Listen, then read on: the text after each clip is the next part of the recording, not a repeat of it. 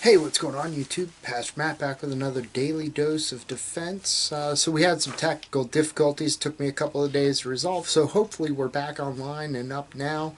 Hopefully this video will actually be a video, not just audio like the Bible was. So today what I wanted to get into is Origen's thought on universalism and how it's impacting the church today, and kind of a little history behind it and its declaration as being heretical, and which subsequently led to a posthumous booting of Origen from the church. Now, Ligonier Ministries, they run a poll every couple of years to find the state of theology in America. Within this poll, one of the questions is that God accepts the worship of all religions, including Christianity, Judaism, and Islam.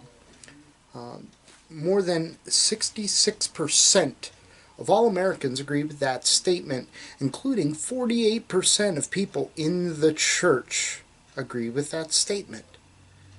Now that's a problem. That's a big problem, because that is definitely heretical. God is, he desires worship correctly. And in desiring worship correctly, we've got to realize that there's only one way in which we can worship God, and that is by worshiping Jesus Christ, just as his disciples did. Some people say, oh, Jesus never called for his disciples to worship him, but when Thomas falls on his face and says, my Lord and my God, he's really saying, the Lord of me, the God of me. Meaning, you're Lord whether I want you to be or not, and you're God whether I want you to be or not. So if God were indeed not worried about how he was worshipped, then why would it be so necessary that we understand proper doctrine and proper teaching and proper status of the Bible? And Jesus' answer to Thomas is the answer to that, is you have spoken rightly. Now that you've seen, you believe, and you've spoken rightly. So we can see that there is only one way to get to heaven, right? Jesus said, I am the way, the truth, and the life. So, was Origen right?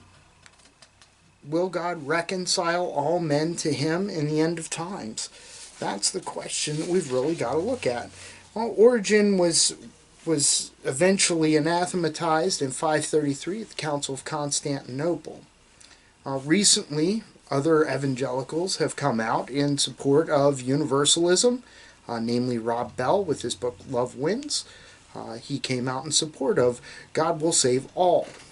In his video beforehand, he stated that somebody put a sticky on a quote by Gandhi and said, hint, Gandhi's in hell. And he says, do you know that? Is that true? Why would you need to tell me that? So really we see that the universalism is this, everybody gets to heaven, no matter what, you'll get there, right? So the next big time we see Origen's thought really creep into the church was with a man named Pelagius in the late 4th century, early 5th century. We see him really around 410, 415 that he starts writing. But in his commentary on Romans, in Romans 5:15, he writes, if Adam's sin hardened even those who were not sinners, then Christ's righteousness helps even those who were not believers. Now, there's not much that exists from Pelagius anymore, because Pelagius was deemed to be a heretic and his works were generally burned. But out of one of his surviving manuscripts, we have his commentary on Romans, and he says that. He says, if Adam's sin harmed even those who weren't sinners, then Christ's righteousness is imputed to even those who don't believe. But is that true? Is that even possible? Is that good doctrine? Is that the way it really works?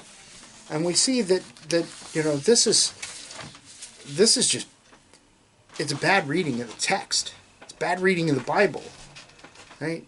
Jesus says, come to me and you will be saved, right? You are saved by grace through faith, not by works, lest any man should boast. Right? We have to realize that we are saved by Christ, by our belief in who Christ is, by our faith in Him. Faith meaning trust in Him. Augustine would write on universalism in his Origen, which is his basically his catechism for new believers. He would write, "It is quite in vain, then, that some, indeed very many, yield to merely human feelings, and deplore the notion of eternal punishment of the damned and their interminable perpetual misery. They do not believe that such things will be. Not that they would go counter to divine scriptures, but yielding to their own human feelings, they soften what seems harsh, and give a milder emphasis to statements they believe are meant more to terrify than to express literal truth." There are many who will twist the Bible to be exactly what they want it to say. They'll make the Bible read how they want it to read.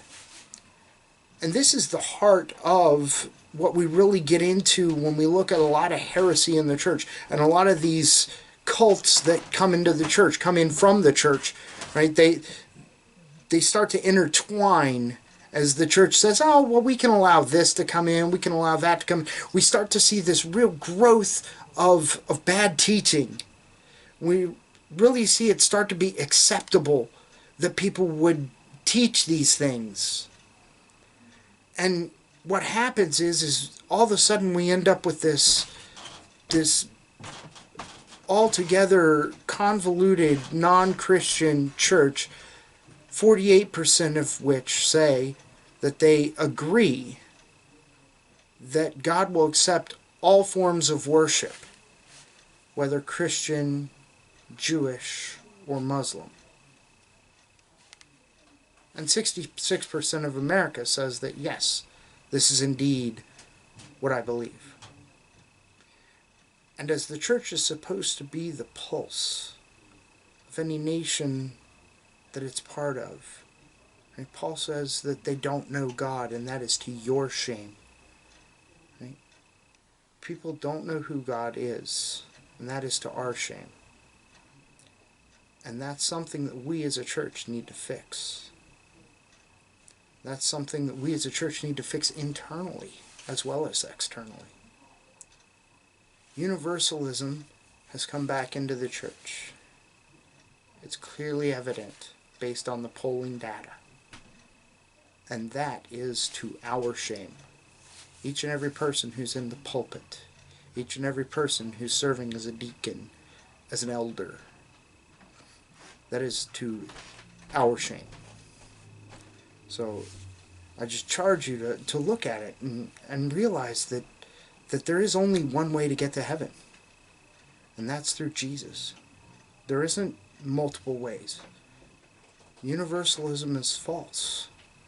It doesn't work. And just as Augustine said, right? It's silliness that the church would allow this. It's absurd. We cannot bow to our feelings. We have to believe in the Word of God. This has been a Daily Dose of Defense. Thank you for listening.